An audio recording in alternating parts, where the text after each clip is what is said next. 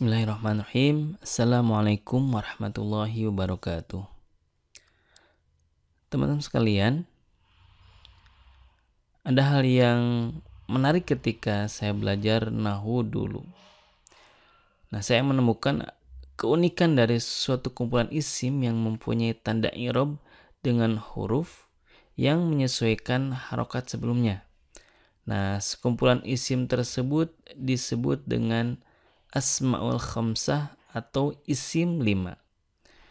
Nah, untuk memahami apa itu isim 5, yuk kita bahas bersama-sama.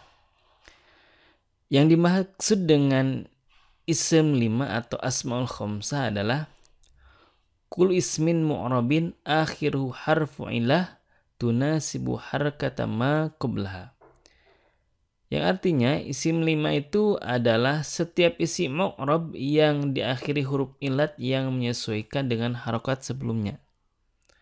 Yang dimaksud dengan huruf ilat yang menyesuaikan harokat sebelumnya adalah waw kalau sebelumnya itu dhammah, alif kalau sebelumnya fathah, dan ya kalau sebelumnya itu kasrah. Nah, adapun kelima isim tersebut adalah abun, akhun, hamun, fu, dan dhu. Kata abun artinya ayah, akhun artinya saudara, hamun artinya paman, fu artinya mulut, dan dhu artinya mempunyai. Nah, kelima kata tadi itu bisa dikategorikan isim 5 dengan beberapa ketentuan. Yang pertama, kelima isim tadi harus idhofah. Artinya, 5 isim tersebut harus ada dalam sebuah frase atau diidhofahkan dengan kata lainnya. Contoh, abuka, akhuka, hamuka, fuka, dhu malin.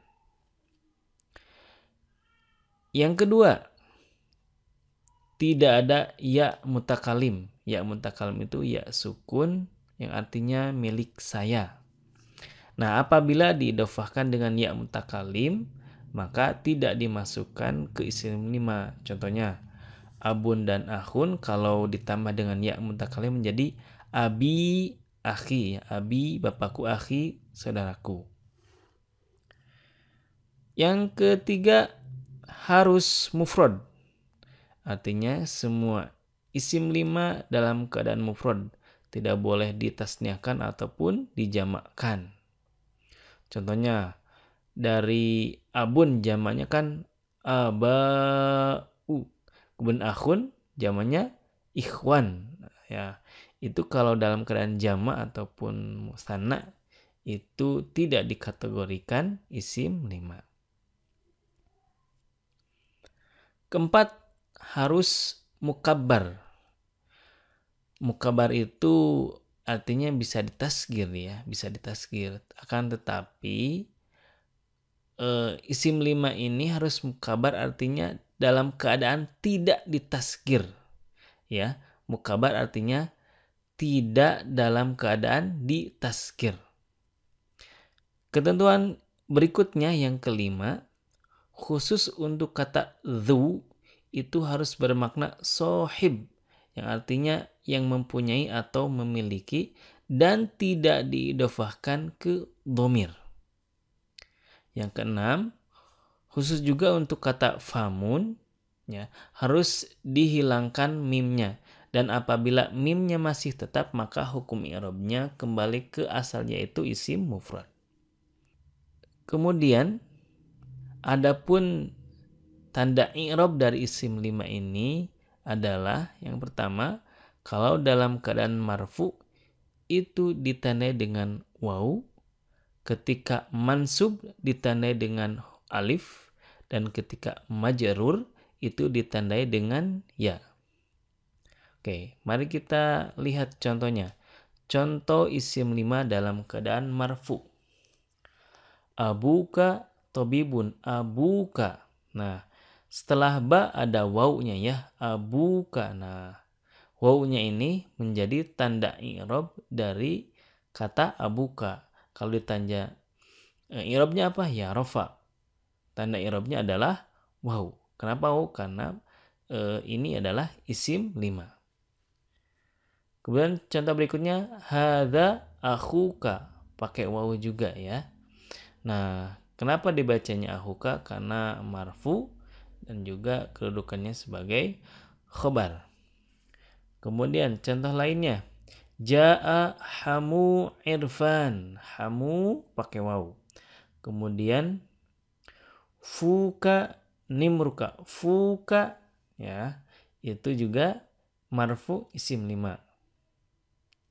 Yang terakhir Ali dzu ilmin. Dzu ilmin. Dzu, kenapa dzu? Karena ya isim 5 dalam keadaan marfu. Tandanya adalah dengan waw. Contoh isim 5 dalam keadaan mansub.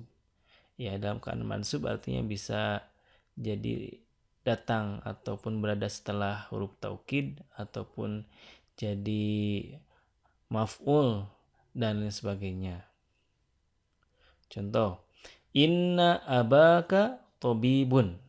Ya, kenapa aba banyak panjang ya? Ada alifnya karena datang ataupun berada setelah huruf taukid inna sehingga menjadi mansub. Abaka pakai alif, tanda nasabnya alif. Ra'aitu akha Ali. Ya, ini juga pakai alif. Inna hama irfana mudarris. Ya, hama ya berada setelah inna. Kemudian inna faka nimruka. Kemudian yang terakhir kana Ali dza ilmin. Jadi khobar kana ya, sehingga bacanya dza ilmin bukan dzu ilmin. Selanjutnya isim 5 dalam keadaan majrur atau i'rab khafad ditanya dengan huruf ya. Contoh, hadzal kitab li abika. Berikutnya, hadzal kitabu li akhi Ali. Marartu bihamika. Kemudian fika ta'amun. Nah, fika di sini itu asalnya dari famun dan ka ya. Kemudian al-fadilatu lidhi ilmin. Lidhi majrur ya karena setelah huruf jar. Nah, itu sekilas pembahasan tentang isim 5. Nah, teman-teman, sekarang yuk kita berlatih tentang kedudukan i'rab dan juga tanda i'rab dari isim 5 pada kalimat berikut ini. Kana akhu abika dza ilmin. Di sini kita identifikasi dulu ya. Kata mana saja yang termasuk isim 5. Di sini yang pertama ada kata akhu, kemudian abi, dan juga dza. Berarti ada 3 di sini. Akhu pakai waw, berarti rofa ya. Kenapa rofa? Karena di sini menjadi isim kana. Kemudian abika, kenapa dibacanya bi ya pakai ya, berarti majrur. Kenapa majrur? Karena diidofahkan. Jadi mudhof ilaih. Kemudian dza ilmin dibacanya dza pakai alif karena di sini sebagai khobar dari kana. Artinya di sini lengkap semuanya ya. Yang marfu ada, yang majrur ada, dan yang mansub juga ada. Oke, sekian. Mudah-mudahan bermanfaat. Wassalamualaikum warahmatullahi wabarakatuh.